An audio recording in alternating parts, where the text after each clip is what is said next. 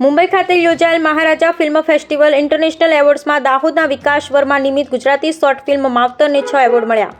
આદિવાસી ગણાતા દાહોદ જિલ્લાનો યુવા વર્ગ હવે સિનેમા ક્ષેત્રે પણ દાહોદનું નામ રોશન કરી રહ્યા છે। દર્શકોને શું ગમે છે એ અંગે વધુ ધ્યાન આપું છું। ફિલ્મ કેટલી કમાણી આપશે એ મારા માટે ગૌણ વિષય છે। અભિનેતા વિકાસ વર્મા। માયાનગરી ગણાતા અને સિનેમાનું હબ એવા મુંબઈ ખાતે મહારાજા ફિલ્મ ફેસ્ટિવલ ઇન્ટરનેશનલ એવોર્ડ્સ યોજવામાં આવ્યો હતો, જ્યાં બોલિવૂડ, હોલિવૂડ તથા અનેક કલાકારોનો જમાવડો હોય ત્યાં દાહોદનું નામ પણ ગર્વથી ઊંચું કરનારા વિકાસ વર્મા, કે જેઓ મૂળ દાહોદના જ વતની છે, રહેવાસી છે, તેઓને ગુજરાતી શોર્ટ ફિલ્મ બનાવવા માટે થઈ કુલ 6 જેટલા એવોર્ડ મળ્યા, જે આપણા દાહોદ જિલ્લા માટે ગૌરવની વાત છે।